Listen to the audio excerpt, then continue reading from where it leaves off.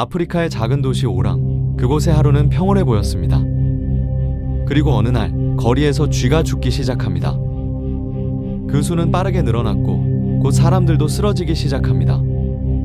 원인을 알 수 없는 병, 빠른 전염, 통제되지 않는 죽음. 도시는 봉쇄됩니다. 기차는 멈추고 사람들은 그 안에 갇힙니다. 오랑은 하루아침에 외부와 단절됩니다. 안녕하세요. 저니 투 인사이트 JTI 북스입니다. 이 이야기는 알제리에서 태어난 알베르 카뮤의 페스트입니다. 알베르 카뮤는 1913년 알제리에서 태어났습니다. 당시 알제리는 프랑스의 식민지였습니다. 카뮤는 가난한 노동자 계층의 정착민 가정에서 태어났고 아버지는 제1차 세계대전에서 전사했습니다. 그는 프랑스인이었지만 프랑스의 중심에 속하지 않았습니다. 식민지 출신이라는 정체성, 가난한 환경, 그의 삶은 한 가지 사실을 일찍 가르쳤습니다. 세상은 처음부터 공정하지 않다는 것, 노력하면 보상받고 선하게 살면 안전하다는 믿음은 현실에서 쉽게 무너졌습니다. 카뮤는 이 불일치를 부조리라고 불렀습니다. 인간은 삶의 의미를 원합니다. 이유를 찾고 설명을 요구합니다. 그러나 현실은 아무 대답도 하지 않습니다. 그렇다면 이 침묵 앞에서 인간은 어떻게 살아야 하는가? 페스트는 이 질문에 대한 카뮤의 가장 길고 차분한 대답입니다. 이 소설이 쓰인 시점은 제2차 세계대전 직후입니다. 카뮤는 나치 점령을 겪었고 저항 언론 활동에 참여했습니다. 그는 악이 얼마나 평범한 얼굴을 하고 퍼져가는지를 직접 보았습니다. 개인을 억누르는 파시즘은 괴물처럼 등장하지 않았습니다. 조금씩 익숙한 언어로 질서를 말하며 사람들의 일상 속에 스며들었습니다. 페스트 속 전염병은 이 경험에서 비롯됩니다. 이 병은 특정한 악인이 퍼뜨리지 않습니다. 의도도 목적도 없이 번집니다. 그리고 사람들은 각자의 방식으로 반응합니다. 의사 리웨는 이야기의 화자이자 중심축입니다. 하지만 그는 영웅도 사상가도 아닙니다. 왜 이런 일이 일어났는지 말하지 않고 의미를 부여하지도 않습니다. 페스트가 시작되었을 때 그는 가장 먼저 환자를 치료합니다. 리웨에게 페스트는 당장 대응해야 할 현실입니다. 리웨가 보여주는 성실함은 부조리에 맞서는 가장 강력한 인간의 무기입니다. 카뮤는 이 태도를 특별하게 포장하지 않습니다. 오히려 이 단순한 기준이 가장 어려운 선택임을 보여줍니다. 설명하지 않아도 확신이 없어도 누군가는 끝까지 자리를 지켜야 합니다. 타루는 리웨의 가장 훌륭한 조력자지만 조금 다른 지점에 서 있습니다. 리웨가 설명하지 않고 묵묵히 행동하는 사람이라면 타루는 행동하면서도 끊임없이 자신을 되돌아보는 사람입니다. 그는 무관심이 쌓여 만들어내는 비극적인 결과에 인간 사회가 너무 익숙해져 있다는 사실을 경계합니다. 이는 법과 질서라는 명분으로 때로는 정의라는 언어로 사람을 죽음으로 밀어넣는 모든 구조를 말합니다. 타루는 그 구조 속에서 아무도 완전히 무고하지 않다는 사실을 알고 있습니다. 타루의 아버지는 법정에서 사형을 구형하는 검사였습니다. 어린 타루는 정의와 질서라는 이름으로 사람이 죽음으로 향하는 장면을 지켜보았습니다. 그리고 사람은 직접 손에 피를 묻히지 않아도 충분히 잔인해질 수 있다는 것을 깨닫습니다. 나는 어떤 방식으로든 페스트에 가담하고 싶지 않다. 타루는 자신 역시 이 구조 속에서 언제든 가담자가 될 수 있다는 사실을 알고 있습니다. 페스트가 도시를 잠식하자 타루는 의사 리웨와 함께 자발적으로 복원대를 결성합니다. 그는 현장에서 가장 먼저 움직이고 구조를 만들어 실행했습니다. 누군가는 시체를 옮기고 누군가는 격리구역을 정리하고 누군가는 기록을 남깁니다. 그들은 거창한 승리를 꿈꾸지 않았습니다.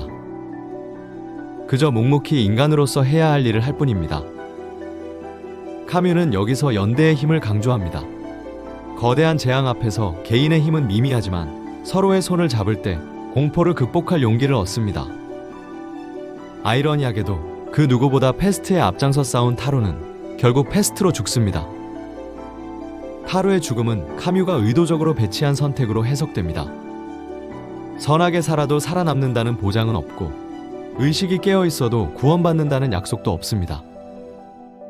그럼에도 불구하고 타로의 삶은 패배가 아닙니다. 중요한 것은 결과가 아니라 태도이기 때문입니다.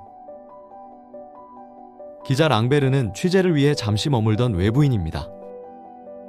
그래서 패스트가 퍼지고 도시가 봉쇄되자 그는 처음부터 분명하게 말합니다. 나는 여기에 속한 사람이 아니다. 랑베르는 살고 싶었고 사랑하는 사람에게 돌아가고 싶었습니다. 그러나 봉쇄된 도시에서 개인의 선택은 점점 불가능해집니다. 랑베르는 수단과 방법을 가리지 않고 탈출을 시도합니다. 밀항을 알아보고 불법적인 방법도 찾아봅니다. 하지만 랑베르는 결국 오랑에 남습니다. 처음의 봉쇄는 잠시 버티면 끝날 일처럼 보였습니다. 하지만 그것은 며칠의 문제가 아니라 몇 달, 어쩌면 몇 년의 문제가 됩니다. 시간이 길어질수록 랑베르의 마음은 조금씩 변합니다. 사랑은 기다림이 아니라 기억이 되고 미래는 막연한 상상이 됩니다. 도시는 그를 한순간에 꺾지도 억지로 설득하지도 않습니다. 다만 기다리게 합니다. 이 기다림 속에서 랑베르는 조금씩 지쳐갑니다. 떠날 수 있다는 확신은 흐려지고 남아있다는 사실만 점점 분명해집니다. 그는 죽어가는 사람들과 리웨의 헌신을 보며 혼자서만 행복한 것은 부끄러운 일이라는 사실을 깨닫습니다. 결국 그는 탈출 기회를 포기하고 보건대에 합류합니다. 랑베르가 남은 것은 의무가 아니라 수치심의 회피이며 그렇기에 더 인간적입니다. 랑베르는 도망치려 했고 뒤늦게 오랑에 남기를 선택하지만 결국 살아서 오랑을 떠납니다. 신부 파늘루는 재난을 신의 뜻으로 설명하려 합니다. 사람들은 이 설명에서 일종의 안정감을 얻습니다. 하지만 죄 없는 어린아이의 고통스러운 죽음 앞에서 그의 신앙은 무너집니다.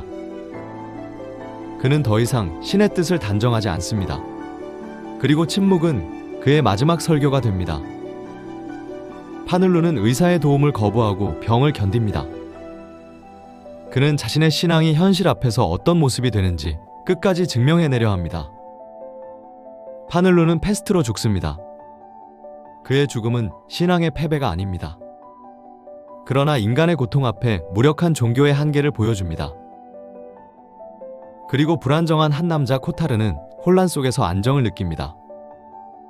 직업도 신념도 없던 그는 자신의 삶을 견디기 힘듭니다. 그는 실체가 없는 공포 속에 늘 두려웠습니다. 그러나 패스트로 도시가 봉쇄되고 감시와 통제가 시작되자 그는 안정됩니다.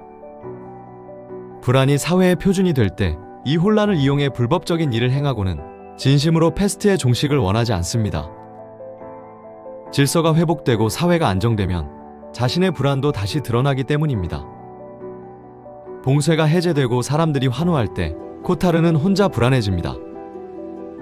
그는 거리에서 총을 쏘며 극단적인 행동을 보입니다. 그리고 체포됩니다. 코타르는 재난 속에서 살아남았지만 재난이 끝나자 더 이상 살아갈 자리를 찾지 못했습니다. 질서가 무너진 사회는 누군가에게는 가장 편안한 환경이 됩니다. 카뮤는 이 인물들을 통해 인간을 판단하지도 선악의 기준을 제시하지도 않습니다. 패스트에는 명확한 결말이 없습니다.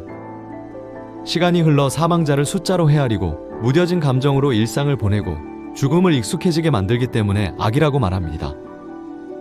병은 잦아들지만 완전히 사라졌다고 말하지 않습니다.